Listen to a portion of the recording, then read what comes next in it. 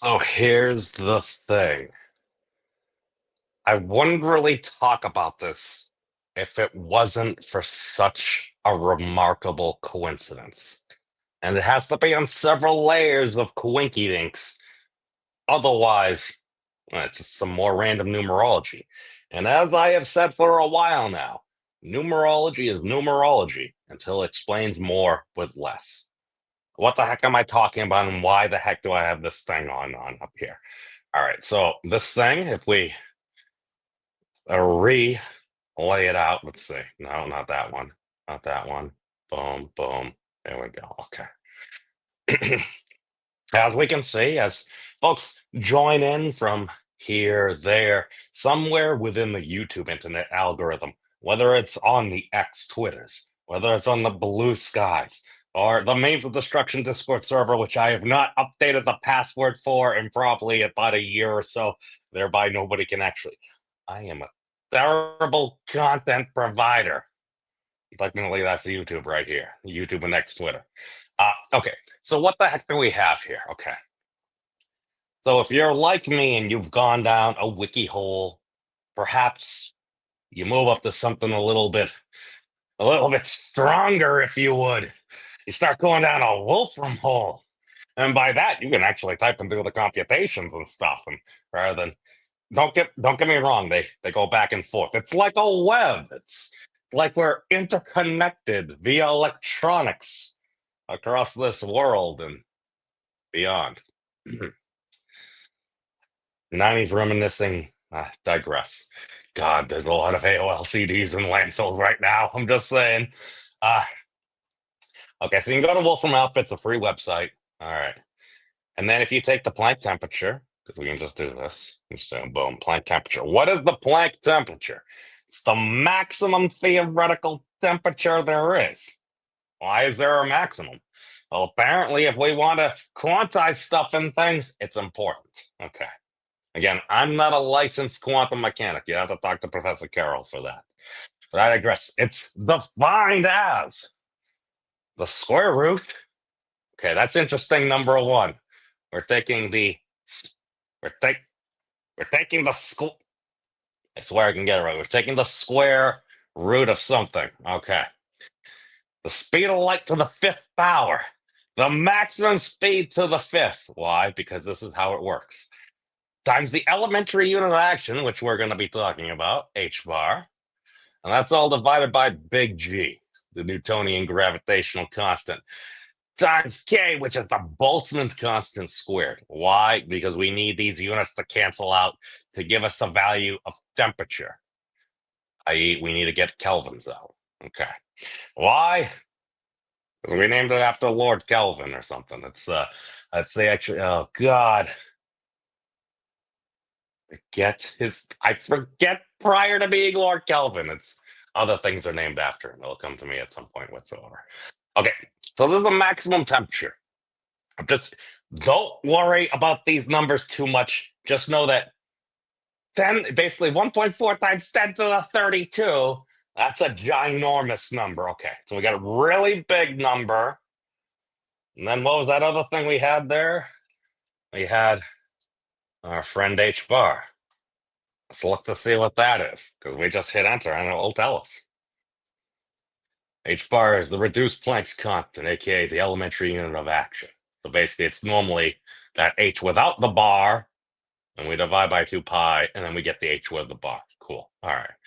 So it's this number here 1.0 times 10 to the minus 34 joule seconds. That's a unit of angular momentum, also known as action. All right, cool. Our elementary viscosity. That's the thing. It's a mass area rate. The mass area per unit of time. All right, cool. Action. Those are some mentions. All right. Note, that's to the minus 34. That's a really small number. Okay. So what happens if we take a really big number and we multiply it by a really small number? We might get something that's just right. All right. What am I talking about? If you take the Planck temperature and you multiply it by h bar, okay. You get this number right here. Don't worry, it shouldn't mean a dang thing to you. Okay. And it's in these dimensions. What? Kilogram, meter, squared, kelvins per second. I have no idea what that means. Wolfram Alpha has no idea what it means. It's a mass area per unit of time times temperature. Oh, okay. Don't worry. We're overcome some of these difficulties. We're going to make it easier. There's a link in the doobly-doo. All right. So, again, this should mean nothing to you unless you're a crazy person and spent enough time playing around with Physics Monastery and or maybe some hyperbolic geometric numbers. Okay. Why? Because at least this string of digits here, that 1.49-ish, that kind of sounded familiar. Okay. How do we see what it might be? Well, there's this wonderful thing on Wolfram Alpha where if you just click on the string of digits, it'll show potential closed forms. All right. But we have these dimensions here. All right. So we just divide by the dimension of measure. Planck temperature, it's expressed in kelvins. We divide it by kelvins. hbar, it's expressed in joule seconds. So we divide it by 1 joule second. All right. So I get that same number. Let's confirm. Not 14941. Not 14941. Okay. So here's the cool part. You just click on it. All right. There's more to meet the eye here. I'm just showing this is actually comprehensible stuff. Again, maybe it's just numerology. But again, if one is left to their own devices, a sufficiently clever mind may discover what some may consider magic. Excellent. Could be wrong. All right. So I'll give you potential closed forms here. So we have 1 over 67. Oh, that gets us first number of digits there. Okay. You got 5 over 2 tan to the negative 1 of pi minus pi. All right. That's cool. That's wait, what? Hold on. Now there's some very cool things here. The thing that caught my mind and happens to get all the digits expressed there. We get 5 significant digits because, to be fair, the Planck temperature, we only have 5 known digits to it. And the magnitude was off by like 2. 10 to the 32 and then 10 to the minus 34. GGI minus 1.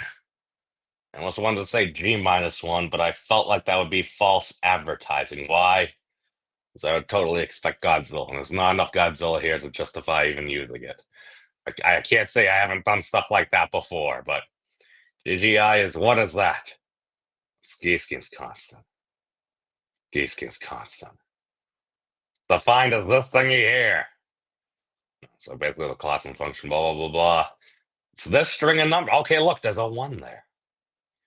So the interesting thing about the Gieseking constant is if we were to look up Gieseking constant, we go to the Wikipedia page, we actually find the Gieseking manifold because that's how you calculate its volume. Hey, we were talking about a little bit about volume in the Leech lattice the other day. Oh, I do declare. This may be a little bit more straightforward. To be fair, there's still a missing part. I'm going to need your help. Okay. So in mathematics, the Gieseking manifold is a cusp hyperbolic 3-manifold of finite volume. It's non-orientable and has the smallest volume, a non-compact hyperbolic manifold having volume. Basically, that is discovered by. Okay. So, oh, hey, Tommy. Good to see you, my friend. Yes, this is the slightly mathy part of the thing, but we're going to connect it to. I'm just going to need hypothetical ideas because I don't know what this is. It's a fantastic thing that it's been itching in the back of my craw. I haven't done enough work, and I'm just open to thought. So ultimately, this is the minimal volume 3 manifold within mathematics. What the heck is it? You start with an idealized tetrahedron, like the platonic solids and stuff. So basically, you glue the faces together. So basically, you go out, you loop them around, you go out, you loop them around, and everything. So you do all this stuff.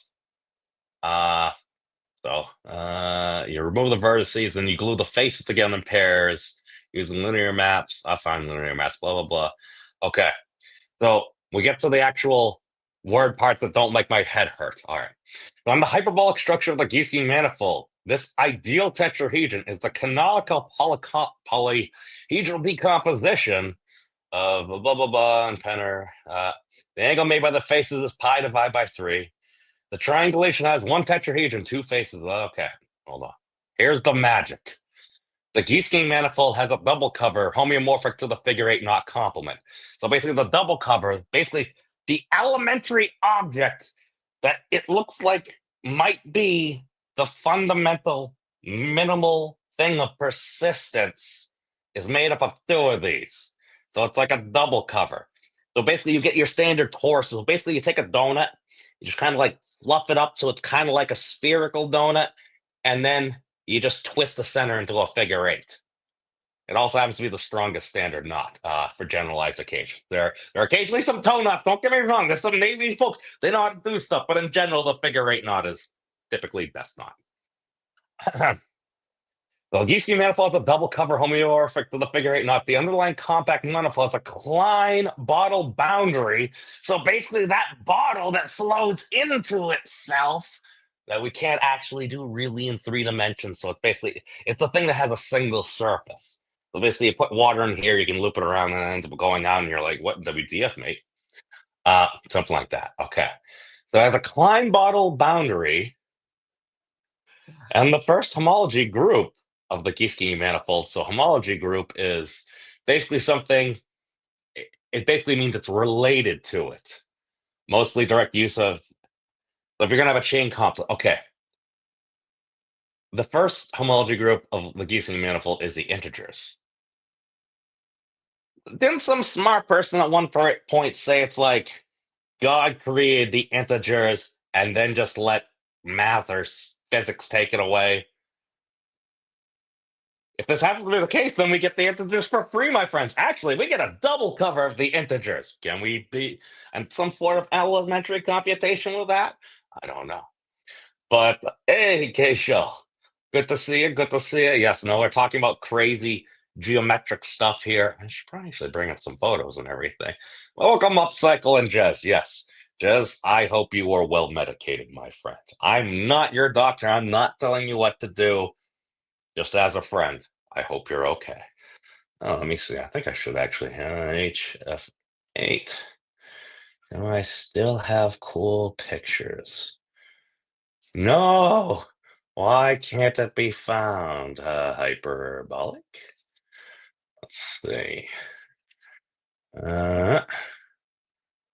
Dubai.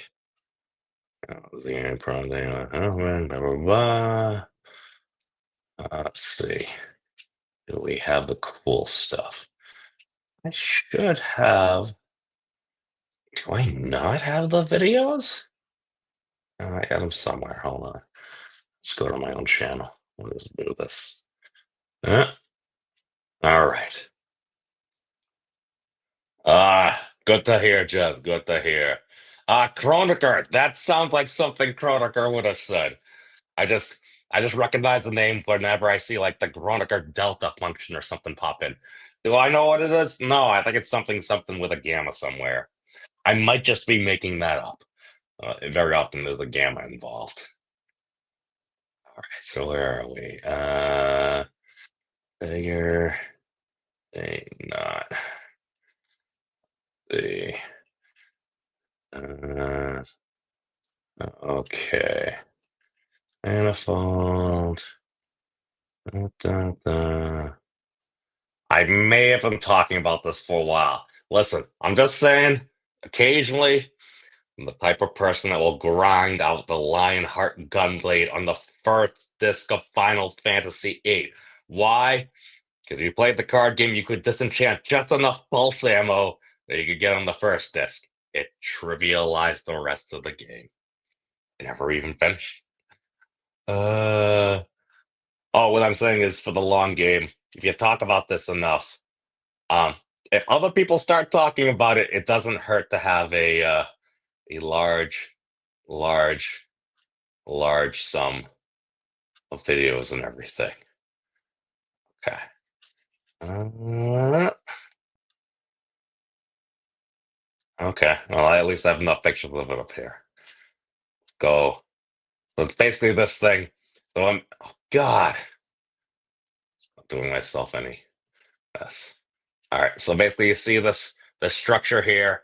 You have your standard torus donut, and then the thing going through the center, just loop it into a knot. Why? That seems far too simple to be the minimal thing of persistence. It might be enough. It looks like it might be enough. And then we just need to map out how its actions actually end up to how we get to our reality. I mean, that's all. All right.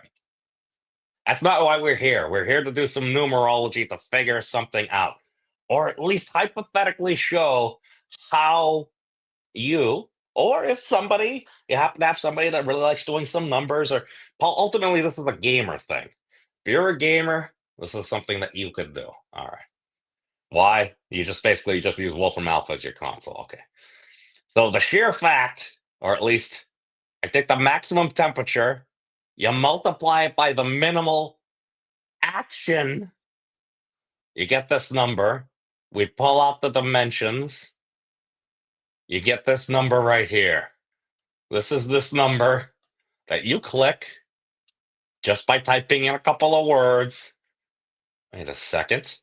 The Gieseking thing, that's that minimal manifold thingy that we were just talking about. -1. A lot of times I'd be like, oh, it's just -1. I don't know what that is. Here's the thing.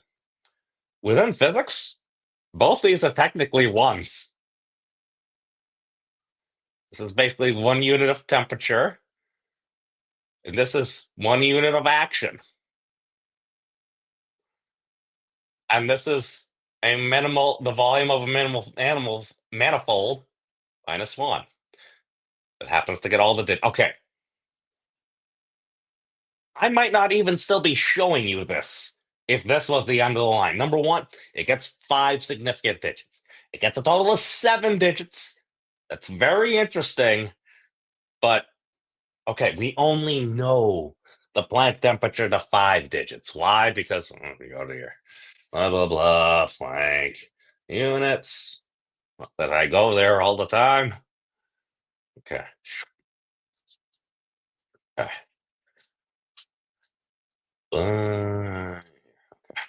The Planck temperature. Okay, so look, we have 7. There's error in the last 2 there.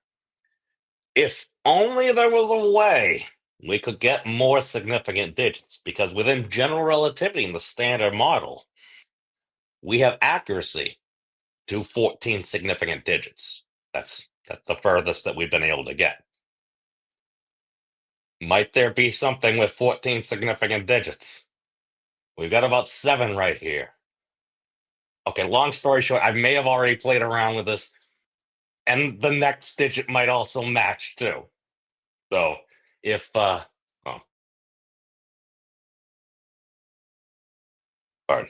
but so we've been venturing around these parts for a while. We may have noticed that we've done some videos on closed forms for the Planck constants. Why the heck am I talking about this? Okay. Hypothetically, right now, one of the big things with the constants of nature and why CoData has hundreds of constants listed in all different varieties is if everything went together just right, we'd be totally fine. Doesn't quite go together just right. We have strong agreement for about 7 significant digits. Once we get past that, it seems to get a little wonky. Why might that be the case? I'm going to present a case for why that might be the case. All right. So I've been rambling around these parts, or playing around with the Physics Monastery. You notice several years back, Thad had found some conjectured closed forms for the 5 Planck constants. Now, number one, within our realm of persistence, within our reality, you can break down the basic elements, the platonic, I don't want to say platonic forms, even though that might be actually applicable. The basic elementary ingredients of reality. The stuff of our existence can be boiled down to five things: time, space, charge, mass, and temperature. Now, there might be a really fancy combination of all those things. So, like over here, let's do this. All right. So, how about this? C, speed of light. We want to express a unit. C, speed of light, gives us this. It's speed. It's length divided by time. All right. Well, how about what's h bar? Well, that was that mass area rate thing. It was action, angular momentum, action, mass, length. So two spatial dimensions. That's an area per unit of time because it's a minus. So that means it's in the denominator. Okay. But then you could get fancy. You could go like to Boltz, Boltzmann's constant. What's that? That's a mass area divided by acceleration and temperature. That got a little bit more complicated. Well, technically, it's the mass and speed of light squared right there because it's 2 units of length divided by 2 units of time. That's a speed squared right there, and then you just minus the temperature gets into the denominator. So it gives you all these fanciful numbers and everything. Okay. Ultimately, the claim is you can boil it down to five ingredients. So you've got five things, and they're doing different geometric stuff. That's ultimately the claim. We've got stuff doing things. That's literally the only way I've been able to follow this whole time. It's like people say all these fancy words, talking about all these different things.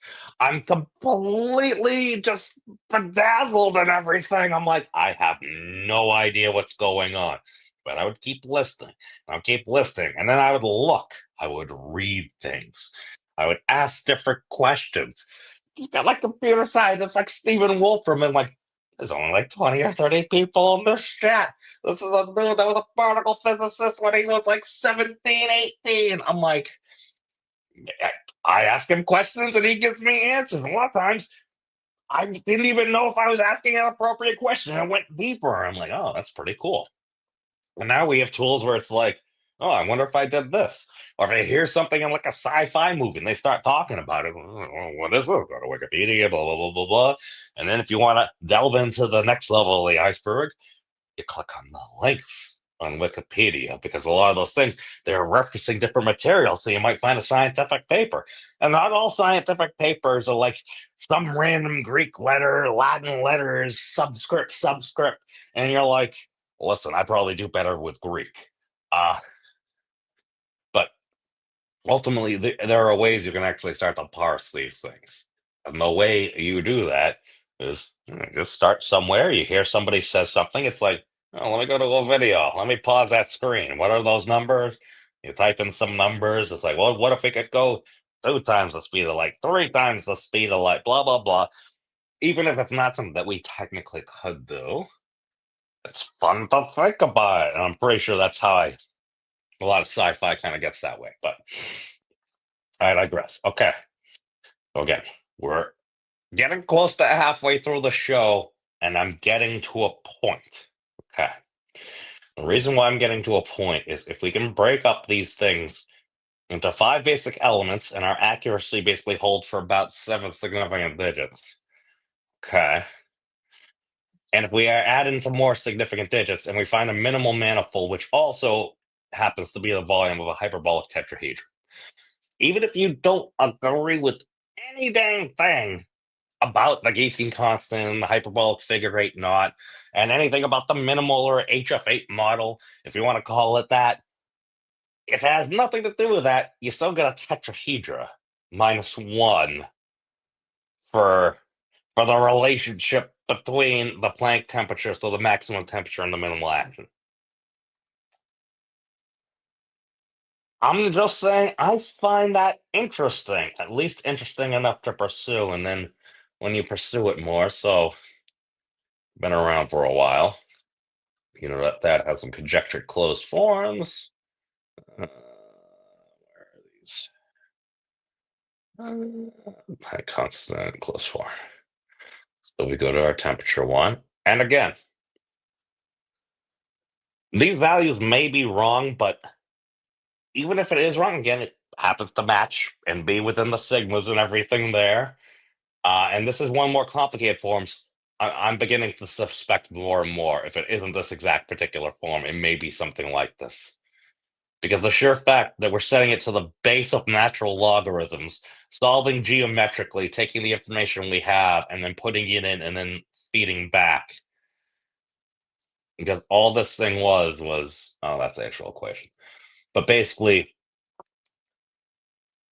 when you start reading, and again, maybe this is just my recency bias and everything, you start reading into angular momentum. Oh, it seems to be similar to rotation dimensionally, and I think allegedly that may have been one of the reasons why Planck actually he's like, well, it seems to be a rotation or angular momentum. It's like it seems to have these dimensions that it would be this classically. Let's try something simple, play around, and eventually you find it was okay. All right. So the Planck constant, friends at Wikipedia. Okay. So when he actually was figuring it out, he estimated to be pretty close. He got about the first three significant digits. All right. Planck was able to calculate. Okay, so the non-reduced Planck's constant, the value of H from experimental data on blackbody radiation is result 6.55 times 10 to the minus 34 joule seconds within 1.2% of the currently defined value. Okay. So that's why when you divide it by 2 pi, you get 1.05. Because 2 pi is like 6.28-ish. First determination of Boltzmann's constant from the same data and theory. So basically, that's how we solved the ultraviolet catastrophe. Is you looked at the data and you're like, is there a way I can figure this thing out? And ultimately, this is what he did. There's a lot more in there. I would check out Physics Explained. It does a much better job than me. Um, okay, again, that's it's not why I'm doing this. The reason I'm doing this is to show that there are actually ways I would claim to peer into the constants of nature and see if, hypothetically, if there's something deeply hidden. By deeply hidden, right about the seventh significant digit, where things start to go amok. Okay. So if we go back here, basically, again, we only have Planck temperature like five significant digits. We got it with seven, but we got that error of like the 16 in the last two. But we want to be very precise. If there's something there, we want to find it with maximal accuracy. So we click for approximate form. All right. We get our 5 digits there. But this sense is the closed form geometric thing. We can get as many digits as we would like. Okay. About 14 or 15. That should be good. What we're going to do is we're going to take these digits. All right. And put it over here. From all right. So the claim is we set it equal to 32, and that 32 should be the magnitude. So that's times 32, excuse me, times 10 raised to the 32nd power. Okay. I'm gonna take that number. Okay. And we want H bar, and where do I have the best H bar? I'm gonna grab it from my notebook. You have to trust me on this. No, do I have it in? Uh, hold on, let me check. Do I have this? Uh,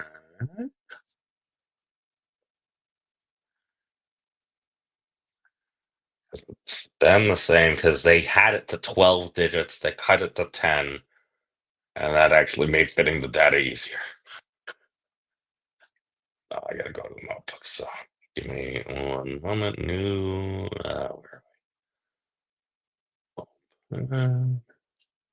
Ding, ding, ding, ding. Oh my!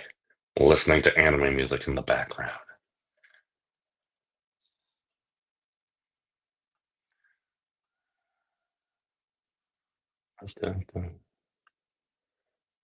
Where?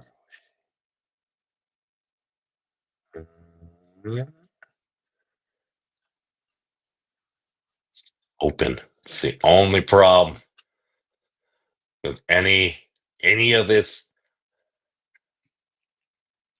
max memory and where it saves things is probably the most frustrating part. I don't have to worry about like all those blue screens of death back in the PC days. But it's like, oh, we put this on iCloud. Oh, this got moved here, and Wolfram is notorious.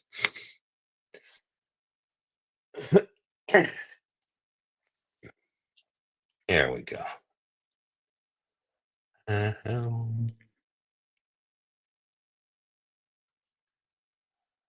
All right. Well, I mean, these are that's that's totally fine. All right. So our H bar, we will share with the class how we get that. You have okay. And you go to elementary unit of action. Hold on, let me stop that. I'm gonna share with the class. It's like, oh, you just randomly blah blah blah blah blah. I think it was.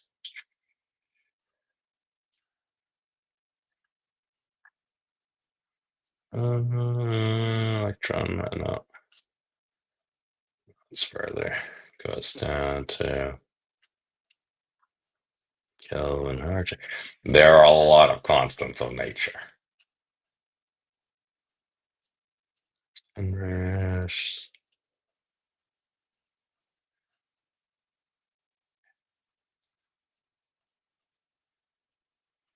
And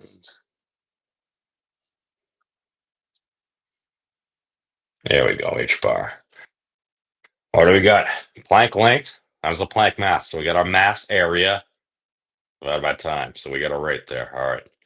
What's that? We throw so basically the whole play is to solve for this consternation. The claim is you take this dimensional stuff and you multiply it by this geometric thing.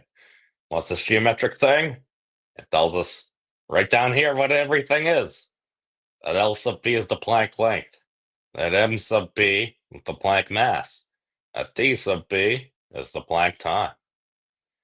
And then it's got a 1 plus the square root of zeta of 2. Mathematicians really seem to like the zeta function. Okay. Uh, and then time is this is ja theta, or the hyperbolic radiant constant. So it's ja theta squared times this box.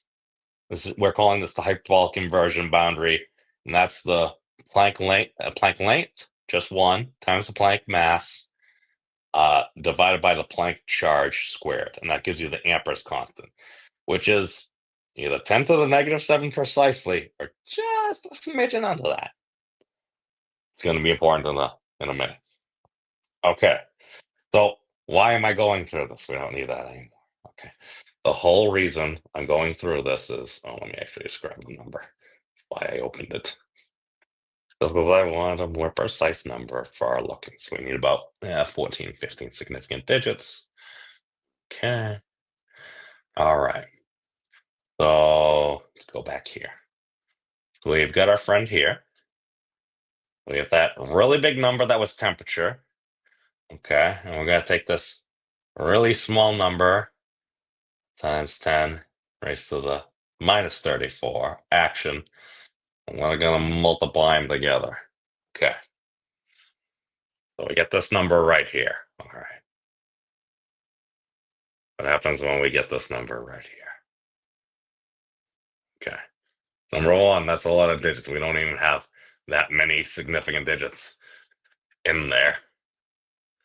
Okay.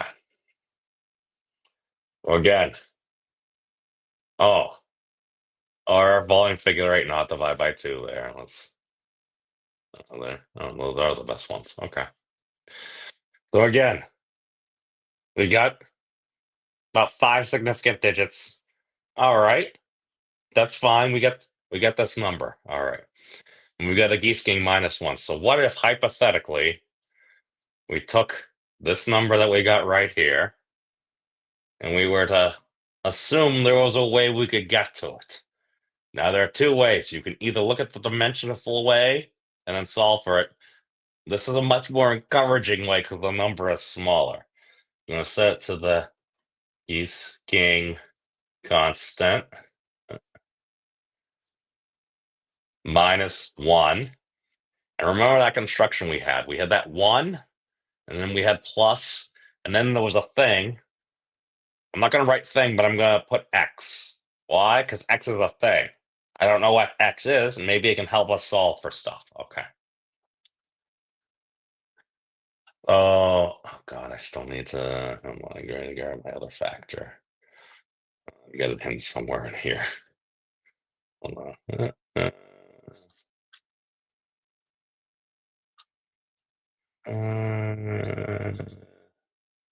Some tail into one of these thingies. Hold on, I'm just going through. Times. Here we go. That Planck mass times the Planck length over the Planck charge squared. It looks like it's about 10 to the -7. It, at least according to our calculations, it's actually this number here. So, yes, it's about 10 to the -7, like 9.9999999736222 times 10 to the -8. Ridiculously small number, almost 10 to the -7, just a smidgen. Now that happened to happen at what? 1, 2, 3, 4, 5, 6. Okay, so at the seventh decimal place. Wait, isn't that where a lot of the constants of nature seem to stop losing some of the consistency as we would expect? Very interesting. Okay. And we're going to put the bracket there. And now we're just going to solve for x, because that's what Wolfram Alpha does. We ask questions, that tells us things. All right. So we got that there. Doing some maths. Gives us a solution. I like that solution. Why? Because it's not in the hundreds of thousands. That's something you could actually, literally, I'm just going to click on. Okay. So we're looking for a geometric thing to describe what might be going on there. We got like the first 7 digits. We just need like 7 more. Why? Because our models of physics right now basically go up to 14. And got the anomalous magnetic moment of the electron. And we got freaking blah, blah, blah, bring up general relativity. Goes parts. We'll play it right now. Probably a good thing though. We need to share the tab. We have Professor Penrose. We gotta appeal to authority. So here's Professor Penrose on gravity and 7 significant digits. All right. Now, mathematics can also describe. Make this pretty. Here we go. Crystalline there. Now, mathematics can also describe things in the ordinary physical world, gravitational attraction, electromagnetic attraction, and with the same kind of descriptive accuracy. Well, there's another, even more in a certain sense. Newton's theory already had a precision of something like 1 part in 10 to the 7. So that's 10 million. Wow. And then Einstein comes along and produces a theory which is now known to have a precision something like 10 to the power 14. So, wait. 10 to the power of 7. I get about 7 digits over on that thing over there. 10 to the 14, but that's to the precision of the standard model being evaluated. Oh, very interesting. Might there be a quinky dink? I'm just saying, if there happened to be a limit on reality, that would make things a little bit easier.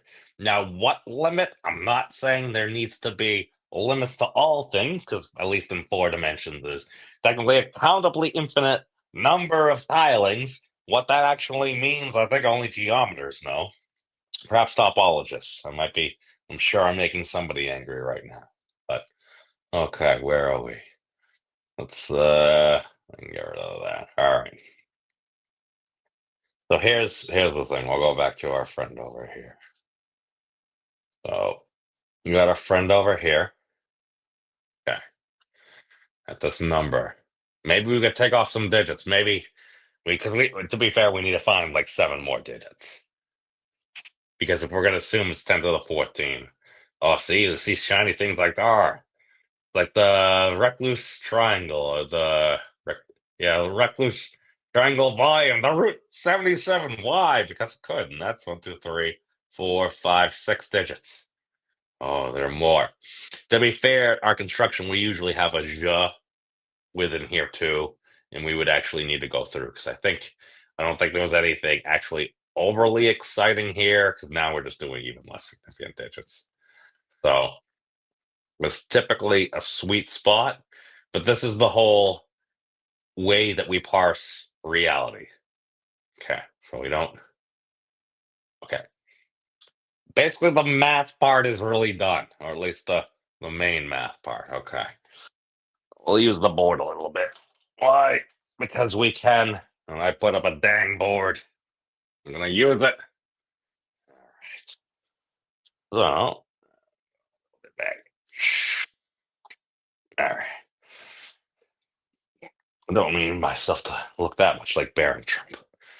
Not that tall.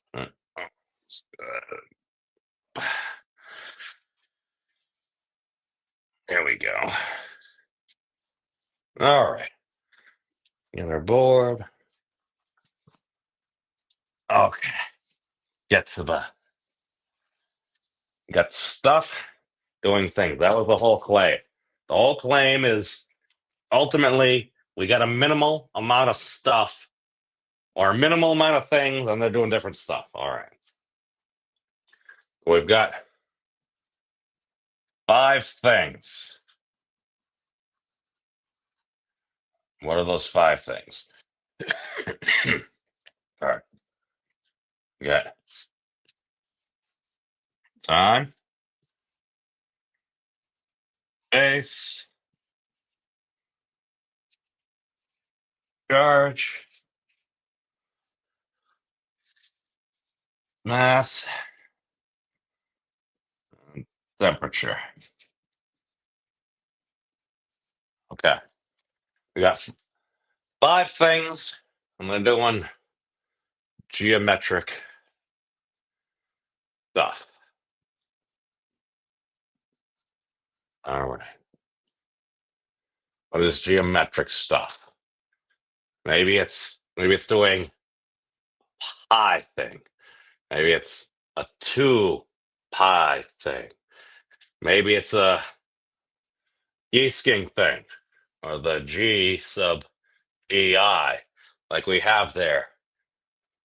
Maybe it's -1 question mark. That's what we're investigating. Why? Because number one, I am a crazy person. I see things and I'm like, oh, I'm a human being, a pattern recognition creature. So it's like, here's a pattern, there's a pattern everywhere, there's a pattern. And you look at it, I'm like, at first, I'm like, I recognize a couple of digits. I love like the 1, 4. I'm like, it's only like 2 digits and everything. And when I actually checked, I'm like, wait, decent constant actually is a 9. That is a 9. I was like, oh, back over. How many digits does it get? Oh, all the known digits of the Planck temperature. Huh. And then also within this whole thing, we basically partition things. So it's like, so far, say hbar itself. So we get our hbar. All right, that's a good size.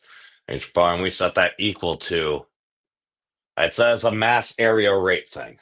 So we'll do M sub P, so the Planck mass area. So we'll do L sub P, the Planck area. And it's a rate, so it's divided by time. So little t, sub p, the Planck time. So we got a mass, area, rate, and that's a unit of action. All right. Coincidentally, the Planck mass, length, and temperature, as we had seen, they only have an accuracy out to 5 significant digits. The last 2 digits there is a calculation, but there are errors in the last 2 significant digits. But I mean, we've got h bar, the 10 digits. We have measured the elementary unit of action, h bar, to 10 digits. We have this, the 10 digits. Why don't we have the Planck mass, Planck length, and Planck time, the 10 digits? Why do we only have them to 7? And those last 2 digits are error, so we only really have an accuracy to about like 5. WTF, mate? Maybe there's something going on around 7 significant digits. Because again, you can't just calculate what these would be from just this, because you could smudge this one up a little bit or smudge this one down a little bit. Okay? With the speed of light c, we have the 9 digits.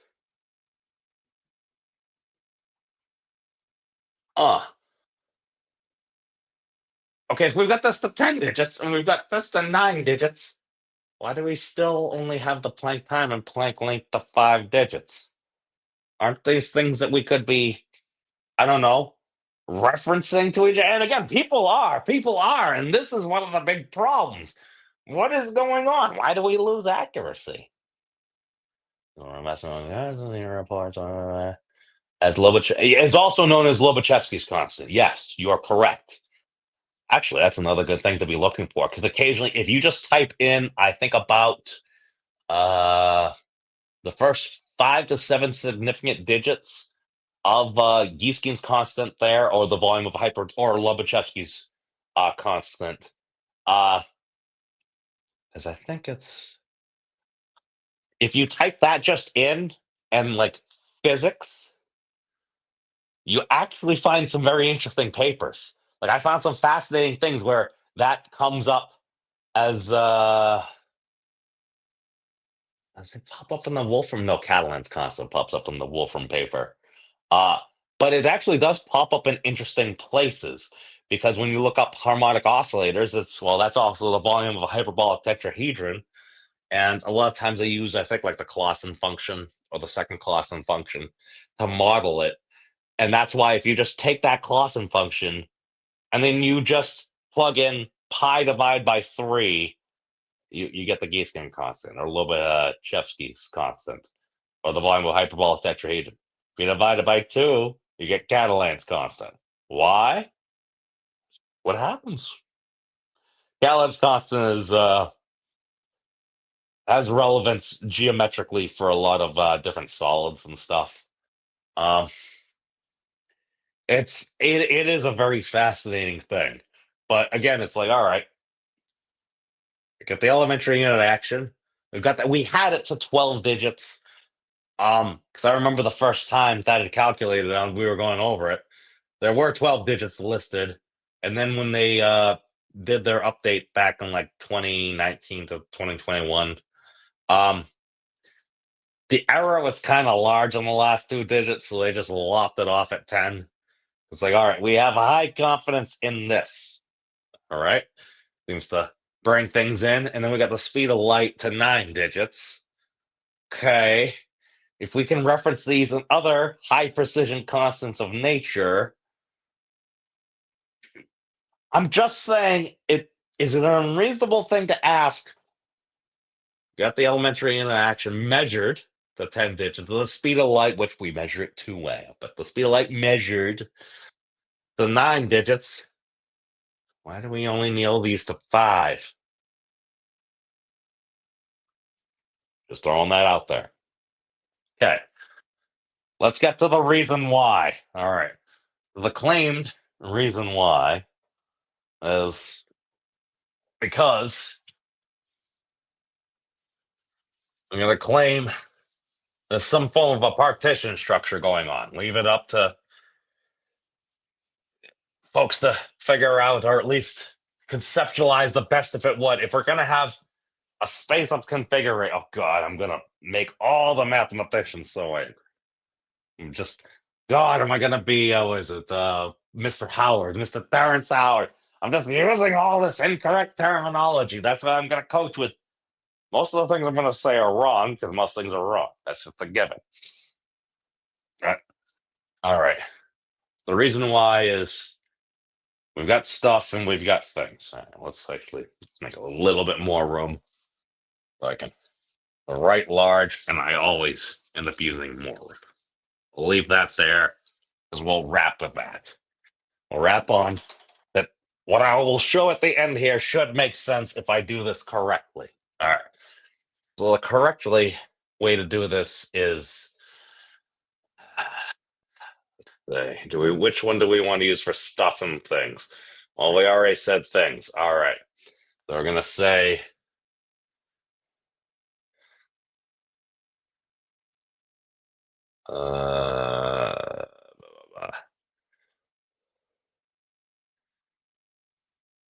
dimensionful things. Null things. Okay. I've literally, penmanship was my worst subject. Things. All right. So we got some dimensional things here. Ooh. All right. So I'm bored. Dimensional things. All right. There's going to be some geometric stuff. Geometric stuff. Okay. We got some dimensional things times some geometric stuff. All right. Is that necessary to really write on the board? Probably not. All right.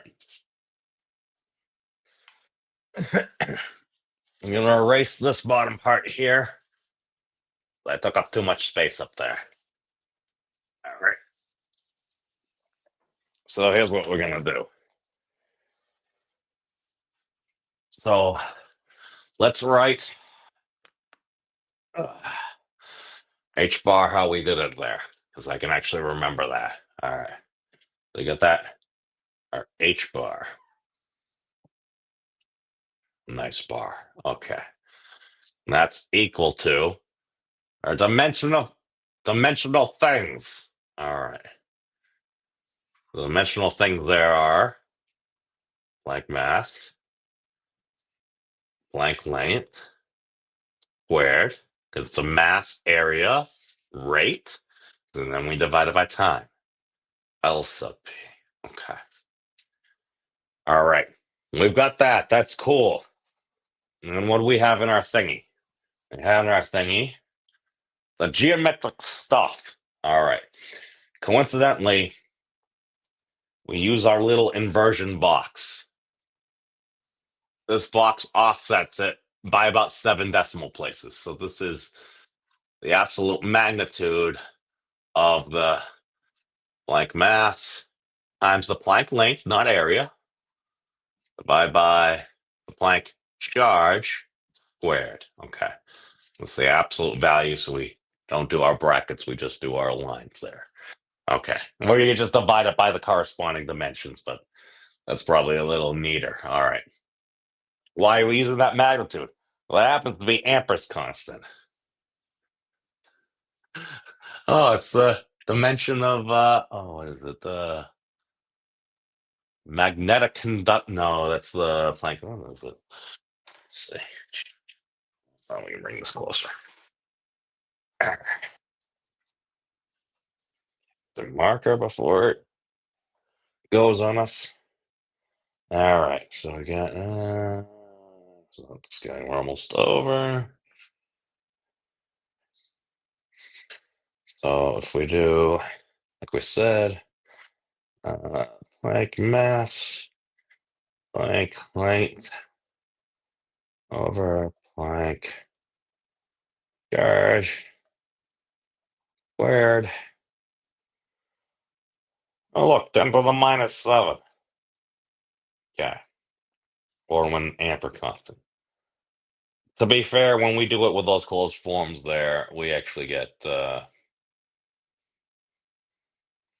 it's actually this.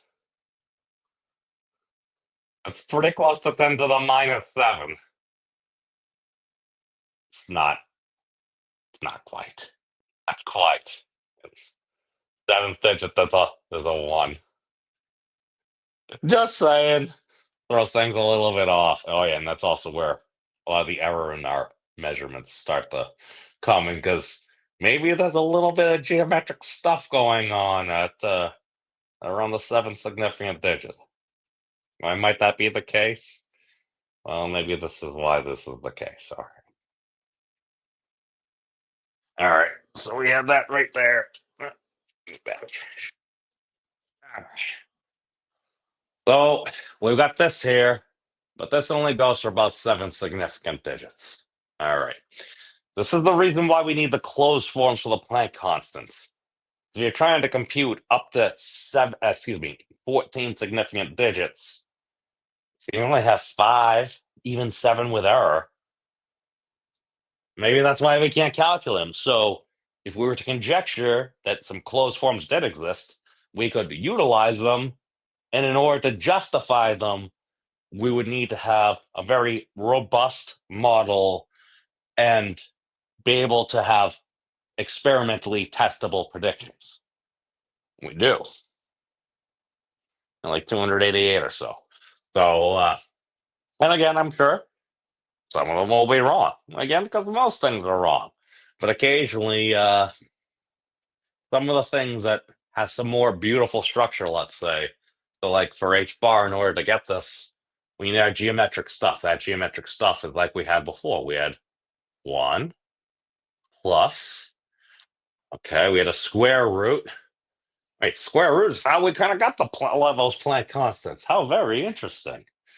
Unless we have, oh god, what does the zeta function look like again? I keep, oh god, oh yeah, it's just crazy. Shh.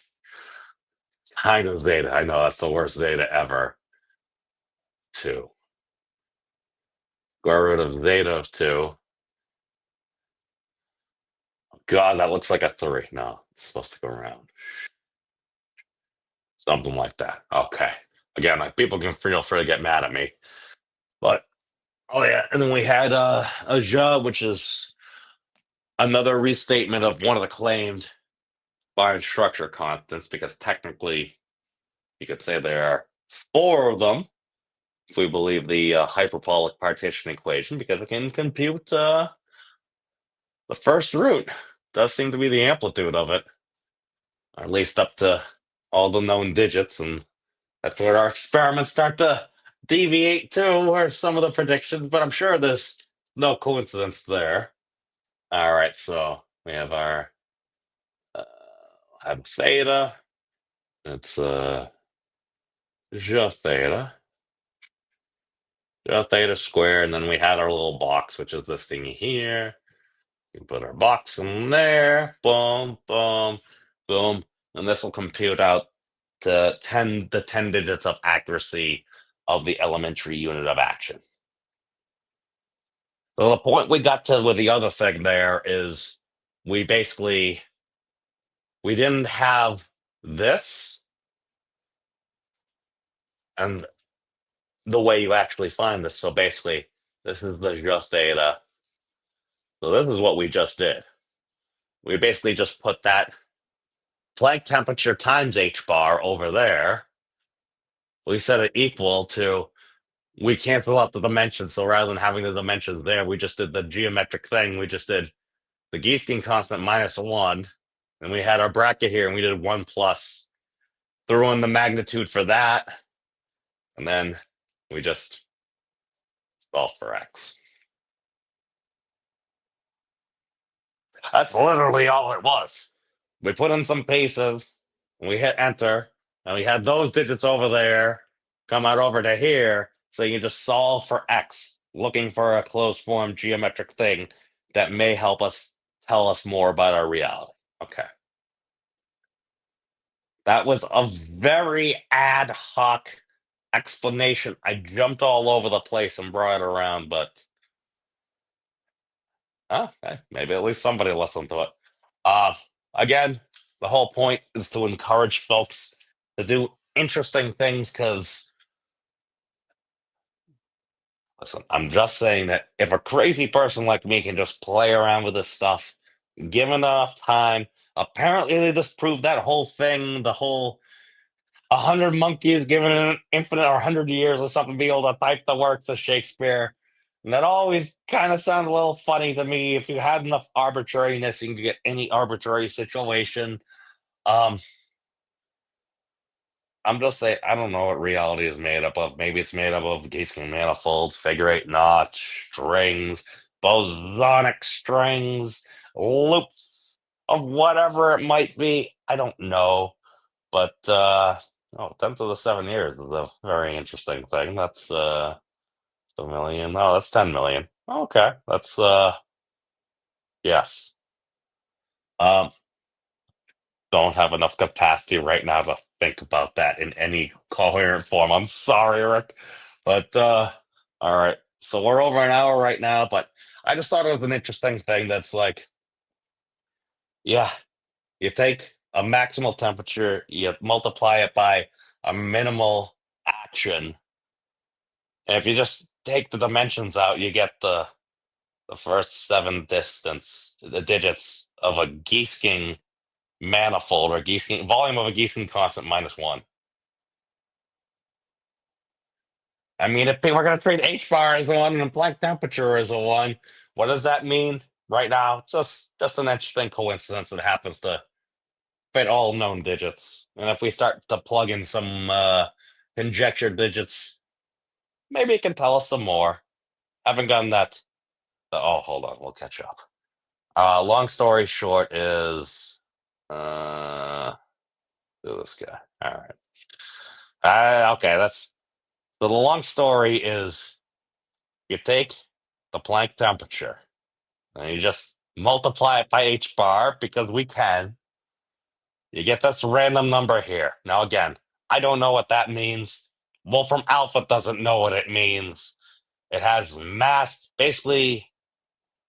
Oh, did I do something wrong before? I thought that was time squared.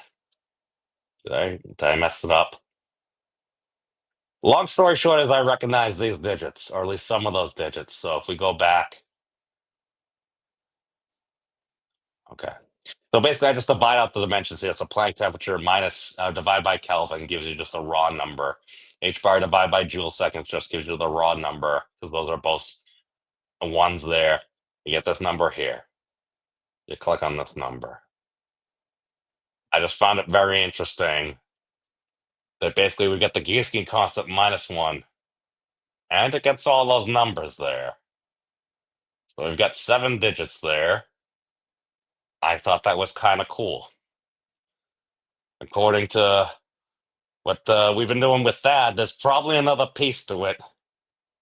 I haven't figured it out yet. I'm not going to lie. If somebody wants to do it for me, totally give you all the credit and everything. If not, this is also the volume of a hyperbolic tetrahedron, -1. If it helps anybody with any of the stuff they're working on, power to them. So it's just a quick little coinky-dink. So it is a fascinating thing. It is a fascinating thing. I'm still trying to figure it out myself. But other than that, we've gone a little bit over. But take care of yourselves, everyone. And maybe I'll put out a couple more videos. I know Wolfram's answered some of my questions, and those usually actually do well because other people actually do care about them. And they're fun things to organize for my own thoughts. So other than that, take care and peace out, everybody.